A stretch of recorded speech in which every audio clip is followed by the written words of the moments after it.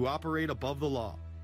As we are constantly under the microscope, their activities remain in the shadows. Obama extended diplomatic immunity to Interpol with Executive Order 12,425, further empowering criminal behavior within our own government. In the Middle East, endless wars will continue. Under the Obama administration, we have sent tens of thousands of more troops into Afghanistan, all while the same network exposed in the Iran-Contra affair discussed earlier controls the opium trade. It was revealed in October of 2009 that the CIA had been funding puppet Afghani leader Hamid Karzai's warlord brother for the last 8 years. He is the lead opium dealer in the region. It seems the same cartel that was dealing drugs in the 80s and 90s never stopped. After all, how else could the government fund black operation programs across the board? The Karzai regime has whole sections of it which are drug supported, and we can't touch it. We turned Afghanistan into the major supplier of heroin for the world. It happened under CIA supervision. This continues while many of the Taliban are literally on U.S. payrolls. Is there a possibility that we have Taliban employees? The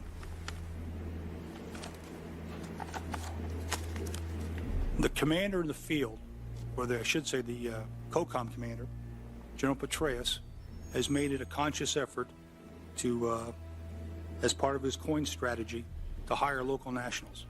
I can't talk in this forum, nor am I the qualified guy to talk about it, but there is no doubt in my mind, one day you're on one side of the ledger, the other day you may be on the other side of the ledger. Biometrics have been instituted in both Afghanistan and Iraq, where individuals are subject to fingerprint devices, iris scanners, and electronic databases to screen local residents as well as DNA tests.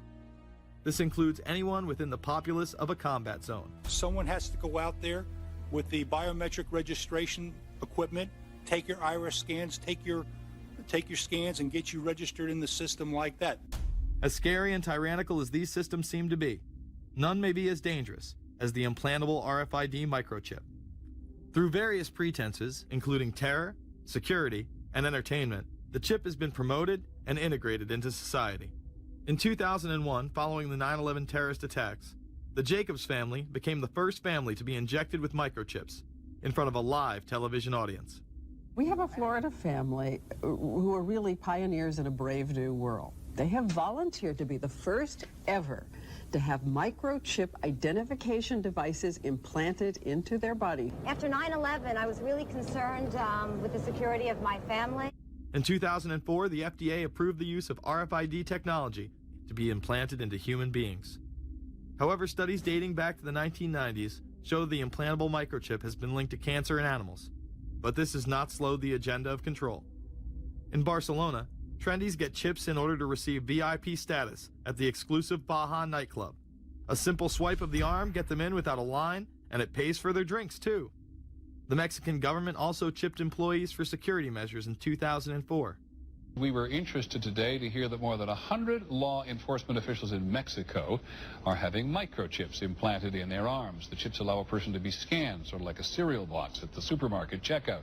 Mexico's Attorney General and 160 of his deputies have had microchips implanted in their arms. It is to provide access, said the Attorney General, to the right people in exclusive areas. Today, aside from being promoted as a device that can save your life by storing all of your medical information in it, it is being promoted as the next generation tool for video gaming. Sega developer Yu Suzuki plans on developing gaming technology using implantable RFIDs. He states, people that have some sort of chips in their bodies, to be able to keep track of vital signs, so it doesn't have to be a scary thing. But you could put a sensor here, you know, a bit like the Matrix, as he points to his arm. It's not really something only in the future. Some people already have them, chips in their bodies. Suzuki is correct. It has never been easier to order a microchip online and implant it under your skin. Microchips implanted in your hand, arm, or shoulder is just the beginning. Some have already taken implantable brain chips that may enable the blind to see again, the deaf to hear, and much, much more, including the ability to download information directly into the brain and instantly communicate with anyone in the world, creating a worldwide mind. It's very interesting that the way that the New World Order is going, is moving towards a system that is identical to that, whether it's going to be an implantable microchip, an RFID, a thumb scan, whether it's going to be some sort of a tattoo. Imagine a planet where every human being is required to be chipped at birth. This would be the final tool implemented in a command and control world government system in which the elite rule the masses with total control of their lives.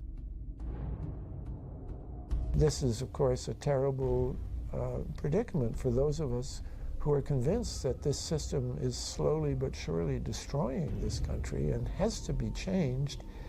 But we can't count on the elected presidents to do it, and we can't count on the elected Congress to do it. We somehow have to mobilize the technological resources of the internet to create some kind of new political force in this country. So is there anything else about the ruling class we should know? Politicians, business leaders, and media figures are often portrayed as pillars of morality while they describe themselves as Christian conservatives. Nothing could be further from the truth. In reality, many of the elite are groomed at a young age to take part in occult rituals. Those who attend Yale are indoctrinated into the Order of Skull and Bones, an elite secret society cloaked as a fraternal order. Yale University is 300 years old this year, and were you to visit its campus, you would see that it still has exotic clubhouses, which look like tombs where Yale's legendary secret societies meet. Their prestige and importance have largely evaporated, but the rituals are still a secret. And so when we heard that some enterprising characters had managed to spy on the famous Skull and Bones Society, we couldn't resist. Skull and Bones, people say it's a fraternity at Yale University, but it's really a postgraduate organization. So it was founded in 1832, and it's not like a normal fraternity. People don't pledge. These people choose who they want to come. So they do the recruiting. They recruit 15 people every year, people who they see are going to be powerful people in the future. So they're recruited when they're a junior in college. A lot of these people come from really wealthy and influential families because they know that this person has the resources to then elevate them to a position of power that can benefit the club. The video shows the neophytes, or initiates, kissing a skull, then performing a mock human sacrifice. Horrific screams caught on tape include chants of, "The devil equals death, death equals the devil." True. Famous alums include Senators John Kerry and John Chafee, to name two, cabinet secretaries such as Averell Harriman, and 3 presidents, William Taft, George Bush, and George W. Bush, who's been reluctant to talk about Skull and Bones. Does it still exist? The thing is so secret, I'm not even sure it still exists. Former Skull and Bones members and current members have been presidents, heads of the CIA, senators, heads of business. I mean, huge, huge corporations.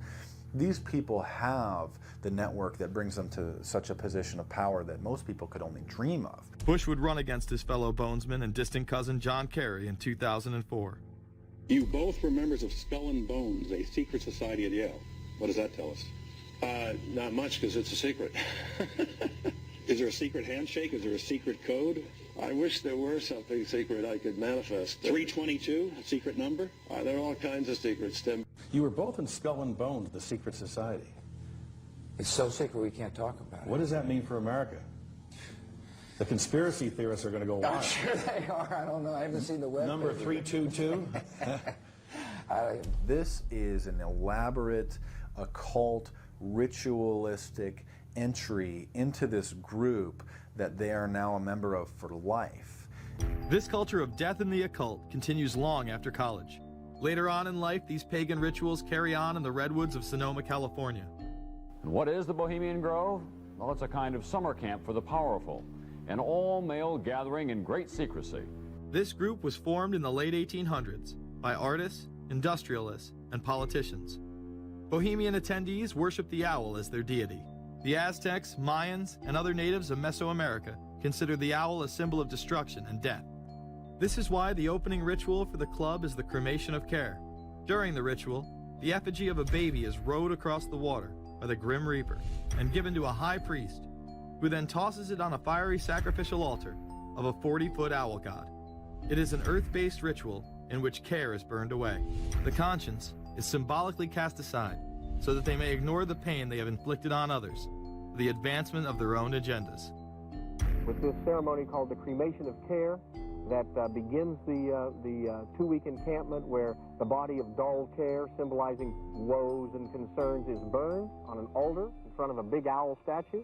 When that ceremony ends, they all start to cheer and yell. You have to ask yourself why it is that somebody would want to do that, let alone these elite people. And if you look at the elite throughout history, many of the people that achieve pinnacles of power are into the occult. They seek a supernatural way to gain power. Why are Christian conservatives such as the Bushes and Newt Gingrich attending the Grove? And I recognize I'm not going to be invited to Renaissance Weekend or that Bohemian deal where Newt, Rush, and Dick all sit in a teepee naked beating on tom-toms. Why does the media barely mention the Grove? Because many of them are in attendance. Late political cartoonist Phil Frank of the San Francisco Chronicle draws a reporter thinking about his loyalties to Bohemian Grove as he takes notes for a story. Stories about what happens in these redwoods are hard to come by. A campground statue reminds Bohemians to keep their mouths shut about the Grove. Many world events have been shaped at the Grove, including the creation of the atomic bomb. Discussions at the Grove in the 1930s helped lead to the development of nuclear power and the atomic bomb. Every Republican president since Calvin Coolidge has been a member, as well as many Democrats, including Jimmy Carter.